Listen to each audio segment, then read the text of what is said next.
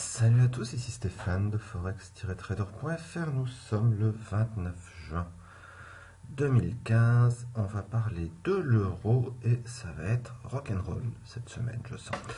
Avant de démarrer, je vous rappelle que les investissements sur le forex, ce sont des investissements risqués, que vous ne devez y investir que de l'argent que vous pouvez vous permettre de perdre et que tout ce que je vais dire reflète mes vues sur le marché, mais ne constitue en aucun cas un conseil pour y investir et qu'en particulier je décline toute responsabilité en cas de perte financière liée à l'utilisation du contenu de la présente vidéo. On va aller voir tout de suite sur le daily et voilà ce qu'on a ce matin. Ça, un gap, un énorme gap dû à la crise grecque évidemment. Alors autant vous le dire tout de suite, l'analyse d'aujourd'hui ne va pas être vraiment technique parce que je pense que l'euro-dollar va être sujet à des mouvements fondamentaux. Néanmoins, il y a quelques petits points sur lesquels on peut se repérer pour essayer de peut-être de passer quelques trades. Je vais partir du principe que jusqu'à mardi, c'est-à-dire jusqu'à demain soir, officiellement le second programme de la Grèce est en cours. Il ne s'est passé rien d'extraordinaire. Aujourd'hui, il n'y a pas non plus spécialement de news qui doivent intervenir. Donc, sauf accident majeur, je vais considérer qu'on va plutôt retracer. On va quand même regarder ça d'un peu plus près. Sur le mois, alors on était en train de rattaquer la ligne 61,8 d'un FIB à 1,12,3, donc je crois qu'on peut oublier. Sur la semaine, on terminait avec quasiment un avalement baissier assez faible et on rouvre avec un gap beaucoup plus bas. Maintenant, on va voir des courbes de niveau un peu plus faibles, et notamment ce qui se passe au niveau des retracements de Fibonacci. Si on prend celui-là, on va essayer de le mettre bien à son niveau, comme ça, voilà, il ne vaut pas, d'accord, ça commence bien, voilà. Vous voyez qu'on redémarre juste sous la 50 et sous en même temps 1.10, puisque la 50 de ce retracement est à 1.10 et qu'on est passé au-dessus. On a néanmoins, de manière évidente, la MAS, on est sur le graphe jour, la MAS 100 vers 1,15 qui vient, et si on regarde ici, ici, c'est quelque chose qui tient un peu la route. Ensuite, à supposer qu'on passe l'indice 5, on a un niveau de FIB à 1.11 qu'il faudra surveiller également. On va aller prendre un deuxième retracement, c'est-à-dire on va prendre celui-ci, on va aller prendre celui-là pour voir ce qu'il nous dit. Ah ben non, tiens, j'ai pris celui-là. Bon. Mais c'est pareil, on va prendre celui-là ensuite. Ce qu'on voit ici, c'est qu'on est aussi sur un niveau de FIB à 1.10, d'accord, à peu près 1.97 qu'on l'a passé, qu'on a toujours notre MAS, et que si on prend ce retracement, c'est le niveau 50 qui se situe maintenant vers 1.113. Donc je pense que 1.113 va être le point qu'on ne veut pas voir dépasser, puisque bien évidemment, on va quand même considérer qu'on va être baissier cette semaine. Donc ça va être le point qu'on ne veut pas dépasser. Si on le dépasse, ça veut dire qu'on s'ouvre probablement la route de nouveau vers 1.132, 1.139. On va regarder maintenant sur H4, et sur H4, donc, comme je l'ai dit, on va changer notre FIB. On va maintenant, on avait pris celui-là, on va prendre celui-là.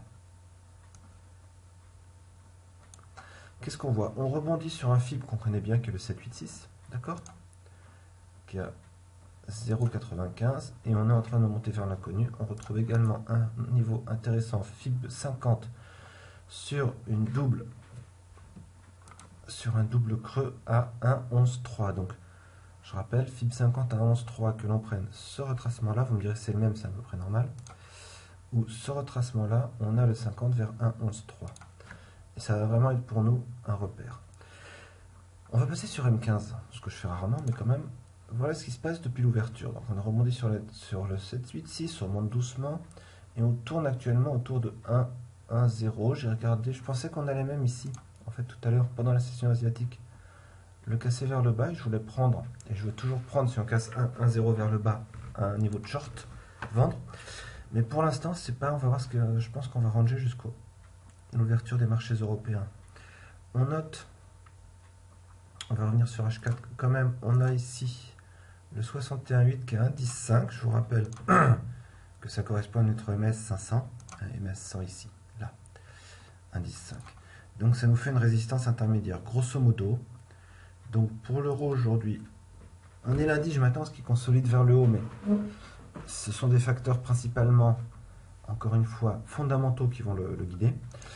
On a plusieurs niveaux à surveiller. Le 1.1 est évident, ici, qui est ici. Si on passe en dessous, je pense que le 7.6 ne va pas résister et va tomber.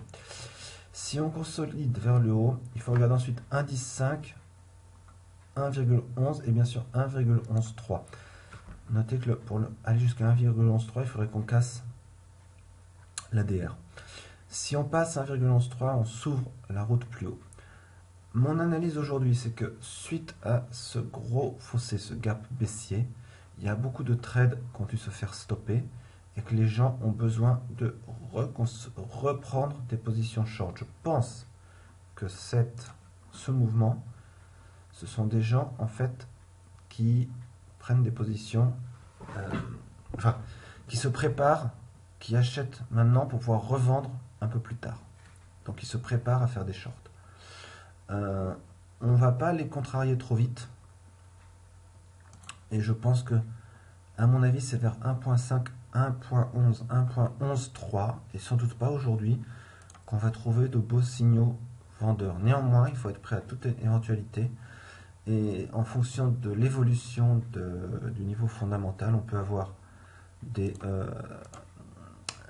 signaux vendeurs plus bas, notamment vers 1.10.5, et il faut quand même surveiller ce niveau 1.10. Si on casse, on essaye de retourner vers 1.95, 1.90, voire même ce niveau-là qui nous avait tenu 1,0625 à peu près. Voilà. Voilà ce que j'en pense. Je vous conseille d'être très prudent sur l'euro actuellement, de ne pas trop faire attention à ce que vous disent les chartes techniques. Il faut vraiment des signaux très très clairs. Et je n'envisage pas évidemment de le prendre vers le haut, sauf si on dépasse 1.113 et qu'on soit après mardi soir, parce qu'on sache que le programme de la Grèce est officiellement fini, qu'il ne se passe rien, sauf si on a un accord sur la Grèce, auquel cas l'euro va exploser vers le haut, mais j'y crois pas trop. Voilà ce que je voulais vous montrer. Je vous souhaite une très bonne journée de trading et je vous dis bien sûr à demain pour une nouvelle analyse sur forex-trader.fr. Au revoir.